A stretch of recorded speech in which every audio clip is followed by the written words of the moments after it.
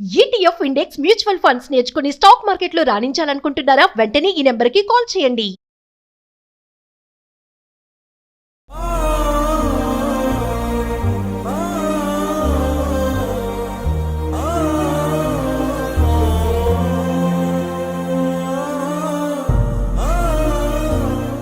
అమ్మ వాళ్ళ చిన్న కొడుకు వాళ్ళ ఇల్లు ఇదే. ప్రజెంట్ అయితే మొన్ననే గోడ పెట్టుకున్నారట, ఒకసారి చూడండి ఇదే ఇల్లు. సో శకుంతలమ్మ చిన్న కొడుకు కూడా ఉన్నాడు. అసలు ఈయన మాటలు కూడా తెలుసుకుందాము. ఈయన వరకు కూడా చాలా వరకు అన్యాయం జరిగిందని చెప్పేసి నేను విన్నాను. సో ఒకసారి వీరిని కూడా అడుగుదాము, అసలు ఏమైంది, ఏం జరుగుతుంది ఇక్కడ. పొద్దున వచ్చినాం మనం, ఇప్పటి వరకు కూడా అసలు ఎలాంటి విషయం కూడా తేలడం లేదు. ఒకసారి ఈయన మాటలు కూడా మనం తెలుసుకుందాం. నమస్తే అండి. మేము ముగ్గురం అన్నదమ్ములు. మా తండ్రి మధ్యలో మేము ముగ్గురం అన్నదమ్ముల నడిపి ఆయన కొంచెం బిజినెస్ వల్ల కొంచెం లాస్ అయింది. లాస్ అవడం వల్ల బ్యాంకులో లోన్ తీసుకున్నాడు. లోన్ తీసుకున్న తర్వాత ఆయన కట్టలేక పరిస్థితి అయిపోయింది. దానివల్ల ఇప్పుడు సీల్ కూడా వేసిండు, మొత్తం టోటల్ ఇల్లుకు బ్యాంకు వాళ్ళు వచ్చి సీల్ వేసిండు. సీల్ వేసిన తర్వాత మేము ఇక పెద్ద మనుషులలో అందరం కూర్చొని మాట్లాడుకుని మరి ఎట్లా పరిష్కారము అంటే బ్యాంకు లోన్ మీరు కట్టుకోవాలి, చిరసగం మీరు తీసుకోవాలి, కొంచెం ఎక్కువ తక్కువ అయినా కానీ చూసుకోవాలి అని చెప్పి మాట్లాడుకున్నారు. పెద్ద మనుషులు అందరం తీర్మానం ప్రకారంలో కాయిదాలు గిట్లా అన్నీ రాసుకొని పెట్టుకున్నాం. ఆ మాట తీరు అన్నీ చూసుకున్న తర్వాతనే, కాయిదాలు అన్నీ రాసుకున్న తర్వాతనే మేము బ్యాంకు లోన్ కట్టేసుకున్నాం. కట్టుకున్న తర్వాత ఇంకేమన్నా ఇచ్చేటివి ఉన్నా ఏమన్నా ఉన్నా కానీ ముందుగానే మాట్లాడుకున్నాం. నడపైనే కూడా సరే అని చెప్పి అంగీకరించిండు. తర్వాత నాకు అన్ని రావాలని చెప్పి మళ్ళీ చెప్పిండు. అట్లనే అవుతుంది. మొన్న రీసెంట్గా మా అమ్మ ఇంట్లోకి వచ్చింది, రానివ్వలేడంటే మా అన్న. అయితే మా అమ్మకు పెద్ద మనుషులలో కూకొని మాట్లాడుకునేటప్పుడు రూమ్ తీసినాం అందరం. అలా ఉన్నది కూడా అలా రూమ్ తీసినాము.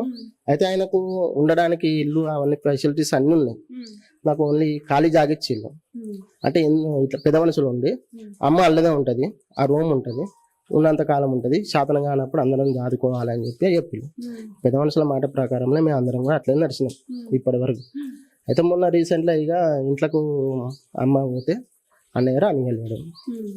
అదే గొడవ ఇప్పుడు బాగా ఎక్కుతుంది. మరి అంటే ఇప్పుడు ఈ ప్లేస్ మీరు వేసుకున్నారు ఇప్పుడు కొత్తగా? ఇప్పుడు నేను రీసెంట్గా ఇప్పుడు నాకు ఓన్లీ ఖాళీ షెడ్డే ఇచ్చిల్లు, ఖాళీ ప్లేసే ఇచ్చిల్లు. నాకు వచ్చిందండి నా సొంత ఖర్చుతోటి ఇదంతా నేనే చేసుకున్నాను. రిజిస్ట్రేషన్ కాలేదు ఇంకా. పంపకాలు కాలేదు, కట్టుకున్నాము.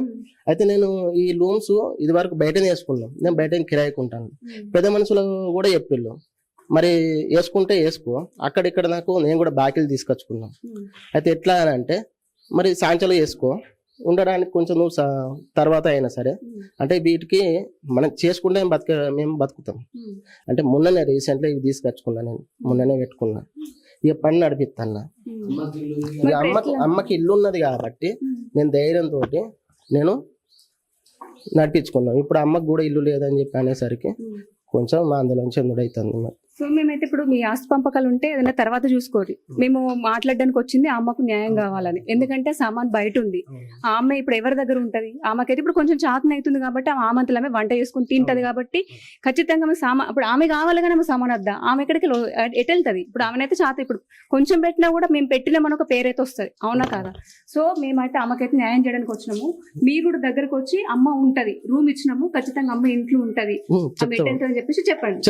ఎందుకంటే మీ గొడవలు ఏమున్నాయో మీరు తర్వాత చూసుకోవాలి. మా గొడవలు మాకే, తల్లి మీద గొడవ మాకు లేదు. పంచుకోకండి, ఆస్తి పంచుకున్నట్టు పంచుకోకండి. ఏదైనా ఉంటే తర్వాత చూసుకోరి. ఆస్తి పంపకాల ఏదైనా తర్వాత మాట్లాడుకోరి. పోలీస్ స్టేషన్ పోతారా లేకపోతే కోర్టు పోతారా అది మీ ఇష్టం, కానీ ఆమెను మాత్రం రోడ్డు పాలు చేయకండి.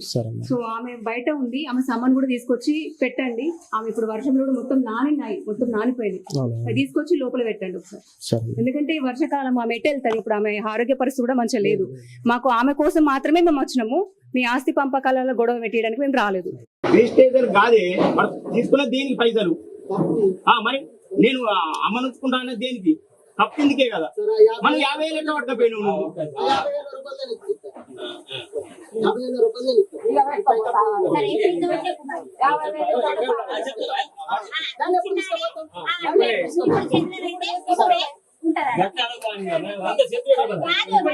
ఇప్పుడు సామాన్ ఇప్పుడు మీరు అందరు అంటున్నారు కదా, మీరు అందరి మాట నేను వింటున్నా. ఇదే మాట ప్రకారం రేపు వద్దున రిజిస్ట్రేషన్ చేసే బాధ్యత మీ అందరికి. రిజిస్ట్రేషన్ చేసే బాధ్యత మీ అందరికి. ఒకటి నేను చెప్పి పూర్తి చెప్పాలి. రేపు పొద్దుగాల వచ్చినా కానీ కడతా, రేపు పొద్దుగాల వచ్చినా కానీ కడతా నేను. వాళ్ళతో వచ్చి మాట్లాడిపోయింది. ఆ పైసలు ఎన్ని పైసలు అన్ని ఇచ్చేస్తా. ఇచ్చేసిన తర్వాత రిజిస్ట్రేషన్ అయిన తర్వాత నువ్వు ఆడనుకుంటావా ఏడనుకుంటావా అనుకో.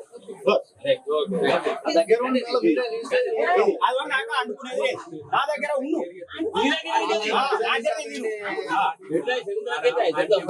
వాడొక మొన్న 20 రోజులు దానికి వాడొక 20 రోజులు ఆదినా నేను అని చెప్పి ఆయన కూడా తీసుకొచ్చిండు, ఇక్కడ వేసిండు.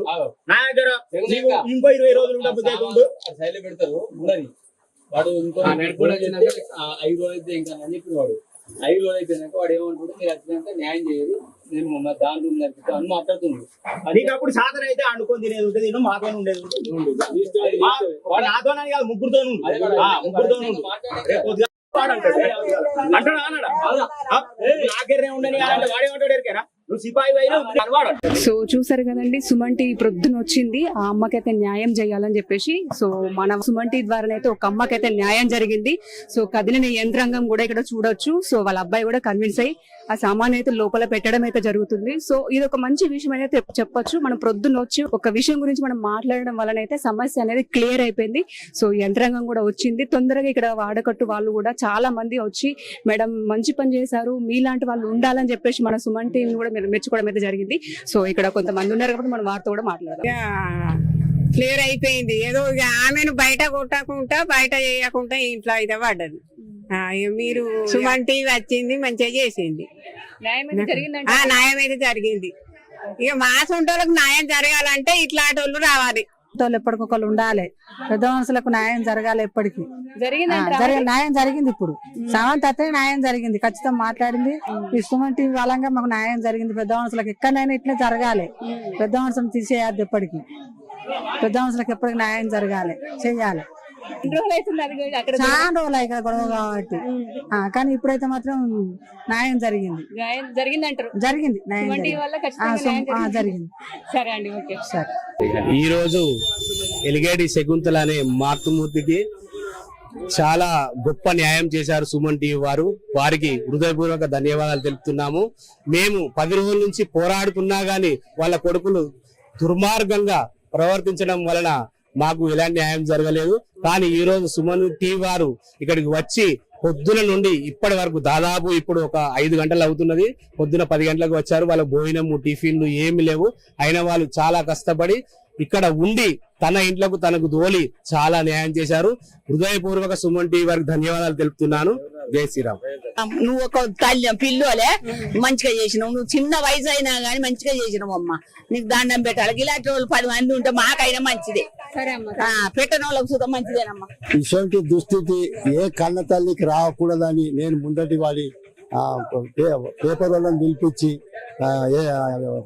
కానిస్టేబుల్ పిలిపించి కంప్లైంట్ చేసింది నేను. ఎందుకంటే ఈ దుస్థితి రోడ్డు మీద సామాను బాసుడు ఏ కొడుకైనా ఇంత నీచాతి నీచంగా ప్రవర్తించద్దని ఈ ఉద్దేశం వాళ్ళకట్టంతా ఏకం చేసి ఈ పరిస్థితి తీసుకొచ్చి సామాను ఇంట్లో పెట్టించిన ఇయ్యాల. మీరు కూడా మాకు సహకరించినందుకు ధన్యవాదాలు.